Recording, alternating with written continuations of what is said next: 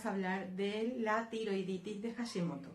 A ver cómo lo resumo para que quede claro, porque tengo aquí montado un batiburrillo de la leche, pero voy a hacer mi mejor esfuerzo, ¿vale?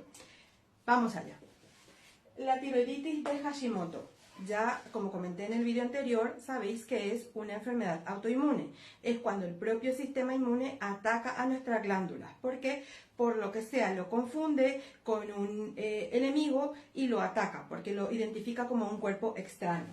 Entonces, ¿cómo va el tema de la tiroides? La hipófisis que está en el cerebro estimula la hormona TSH para producir la hormona tiroidea, que es la T4 mayormente, que se produce aquí, en la glándula tiroides. ¿Qué es lo que pasa y cuál es el problema del por qué tenemos muchas complicaciones con el tema de la tiroides y surge la tiroiditis de Hashimoto?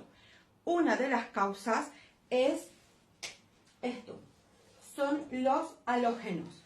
Pero antes de seguir con el tema de los halógenos, quiero comentaros una cosa.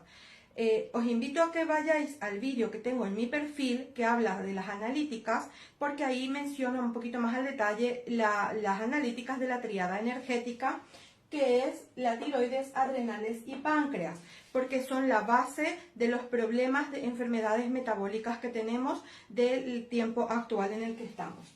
La tiroides es la que controla la energía, de lo que nos referimos de energía, la tasa de metabolismo basal, metabólica basal, controla el metabolismo, controla la temperatura.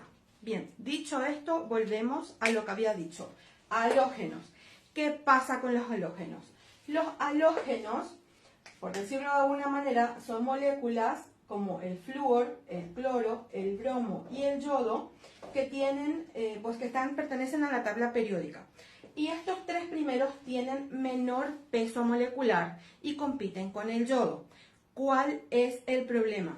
El problema es que el yodo, al tener mayor peso molecular, le dificulta más entrar en la tiroides. ¿Y por qué nosotros queremos que entre el yodo a la tiroides? Pues porque es la materia prima para producir las hormonas, la hormona tiroidea, la T4 principalmente. Entonces, ¿qué es lo que pasa con los halógenos?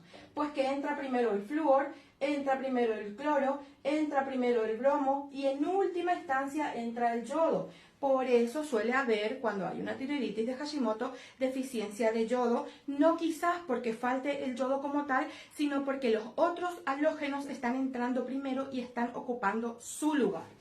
Entonces, ¿dónde se encontramos el flúor? Como he dicho en uno de mis vídeos, por ejemplo, están en algunos medicamentos como los anticonceptivos, los ACOs, conocidos de manera abreviada. Los dentríficos, las pastas dentales que también tienen flúor o algún procedimiento dentario que se pueda hacer con flúor que también influye, pues afecta a la salud tiroidea.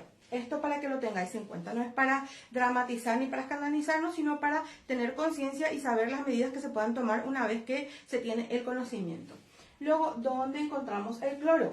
Las personas que se van a hacer natación en las piscinas, que hacen saunas también, en el tema de la sauna, pues hay cloro. Eso también hay que tenerlo en cuenta.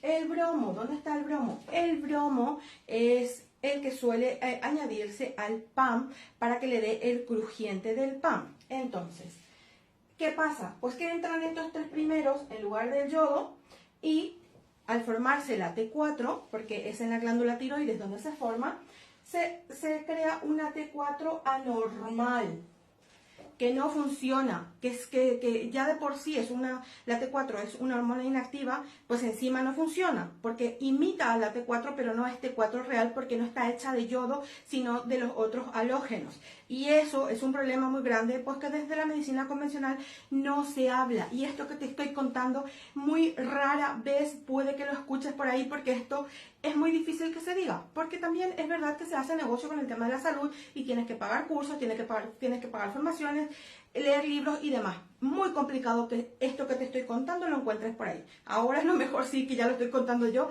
pero es importante que lo sepas. Entonces, ¿qué pasa? Pues que la hormona tiroidea, la T4, se produce aquí muy poco de lo que se produce realmente T4 normal y muy poquita cantidad se forma T3 dentro de la propia glándula para su uso particular. Porque realmente la T4 es una hormona inactiva, es la que mayormente se produce, estamos hablando ya de la buena, de la que se hace del yodo en sí y no de los otros halógenos, y este tiene que convertirse a la T3, que es la hormona activa, en los tejidos periféricos. Los tejidos periféricos, entre ellos el órgano más importante, el que es vital para una buena conversión, todos son importantes, pero el más importante de todos, porque es el que mayor conversión produce, es el hígado. Por eso es importante que no tengas hígado graso, que no tengas una sobrecarga hepática, que tu hígado esté funcionando bien y demás. Pero también se produce la conversión a nivel intestinal, en los intestinos, en los riñones, en los músculos y creo que también en el vaso, si no recuerdo mal. Entonces, más del 60% de la conversión de la T4 a la T3 se realiza en el hígado. ¿Qué más hay que tener en cuenta? Hay que tener en cuenta la salud intestinal. ¿Por qué? Porque aquí hay otra cosa que te voy a contar, que no solamente es el problema de los halógenos, es que tenemos el tema del problema de la hiperpermeabilidad intestinal y la disbiosis, porque la disbiosis y la hiperpermeabilidad intestinal producen inflamación. ¿Qué pasa? Se abre el tema de los poros de los intestinos mucho más de lo que debería y se filtran a la sangre partículas de proteínas mal digeridas. Y entonces esto hace que el sistema inmune se vuelva loco, se ponga en modo alarma, en modo alerta, porque identifica estas proteínas mal digeridas como si fuese un agente extraño, como un enemigo, y los marca para atacarlos. ¿Y por qué ataca? ¿Qué es el problema de que haya la hiperpermeabilidad intestinal? Mira, aquí te voy a decir son muchas cosas. La alimentación es fundamental. Estos que te dicen, esto de la ideología de la gordofobia, el body positive y la alimentación intuitiva de comer lo que te da la gana honrando tu cuerpo, que eso no es honrar a tu cuerpo, es deshonrarlo. Pero bueno, esta gente dice que comida es comida y que no importa lo que comas. Mentira cochina. Porque ¿sabes qué pasa? Que hay productos, hay que diferenciar productos de alimentos y hay productos que inflaman y lastimosamente hay dos que nos encantan pero que también inflaman mucho y hay gente que dice que no, hay gente que dice que sí y yo te digo, tú para comprobarlo, hazte las pruebas de los anticuerpos y si tú eliminas estos dos componentes que te voy a decir, pues si te bajan los anticuerpos ya sabes, blanco y en botella, leche, vino, no es. Entonces, ¿cuáles son estas proteínas mal digeridas que mayormente producen pues la subida de los anticuerpos porque hacen que el sistema inmune ataque a la tiroides? ¿Cuáles son? Pues mira, con todo el dolor de mi alma, porque a mí me encanta, el gluten del pan, la gliadina, la caseína de la leche, del queso y demás, y también tenemos la beta-lactoglobulina, pero sobre todo son la caseína y el gluten. Y luego también hay otros productos inflamatorios que son sobre todo los ultraprocesados, que son productos que no son alimentos, que lo que hacen es inflamar más y alterar la microbiota intestinal y producir más caos. Entonces también los ultraprocesados. Pero, ¿por qué te estoy hablando del gluten y de la caseína? Porque son los que actúan directamente para influir en que el sistema inmune ataque a nuestra glándula tiroides por algo que se llama mimetismo molecular. Son moléculas muy parecidas a las que tiene nuestra tiroides. El sistema inmune se vuelve loco, no los identifica. Al querer marcar el gluten y la caseína, marcan a las que son de la tiroides y ahí la tenemos liada. Y eso te lo tenía que decir y lo tienes que saber. Y esto es posible que no lo escuches por ahí o a partir de ahora seguramente que sí ya, pero es fundamental que lo sepas, pero fundamental que lo sepas. Porque si no, no vas a curar tu hipotiroidismo en la vida, no lo vas a tratar con la medicina convencional, nada más con la pastillita, que la pastillita es necesaria cuando hay poca conversión de la T4, cuando hay poca cantidad de T4, que a veces el problema es más de yodo que de propia cantidad, pues sí, pero si tu hígado está mal, pues no. Entonces, ¿qué más os iba a contar? Iba a deciros que como el hígado es el que produce la mayor cantidad de conversión de T4 a T3, cuando el hígado se vuelve graso, ¿qué pasa?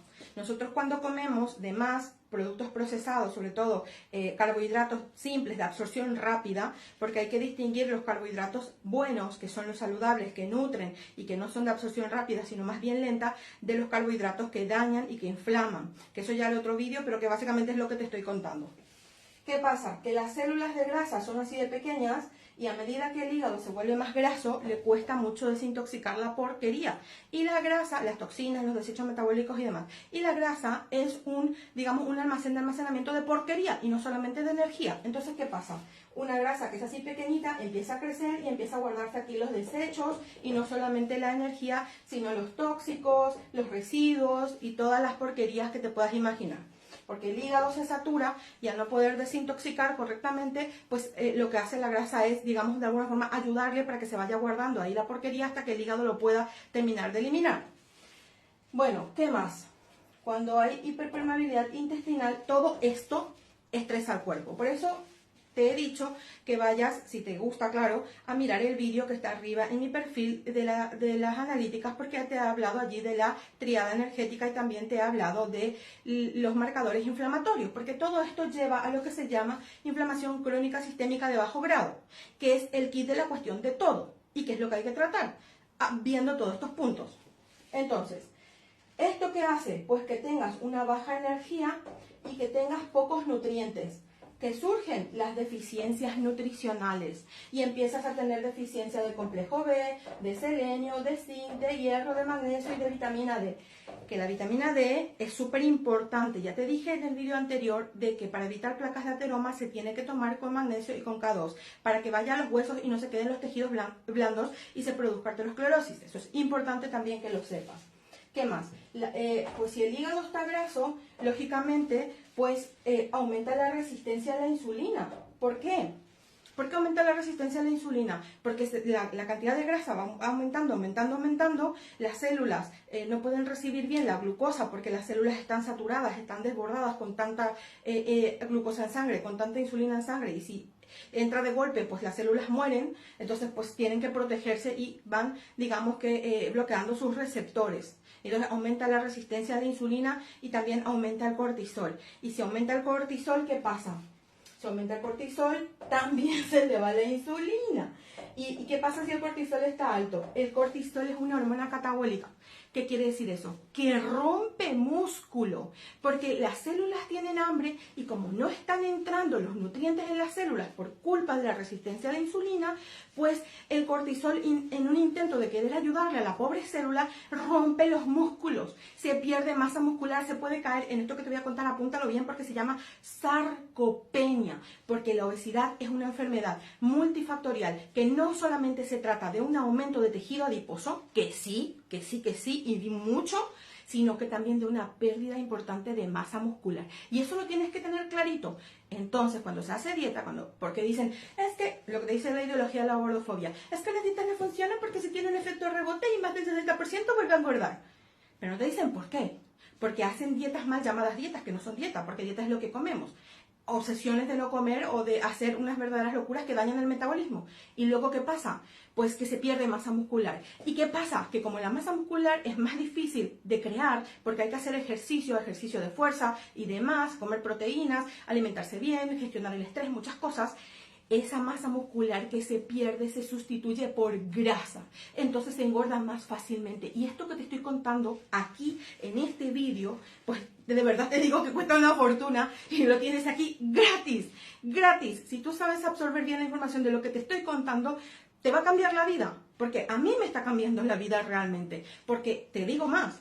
Yo muchas cosas he hecho mal. El conocimiento solo si no se aplica no sirve de nada, que es lo que me ha pasado a mí y que ahora estoy aplicando porque he tenido un susto que casi me lleva al otro lado y encima escucho los disparates de lo de la gordofobia que me ponen de los nervios. Entonces, bueno, teniendo todo esto en cuenta, pues ya no sé más qué decirte.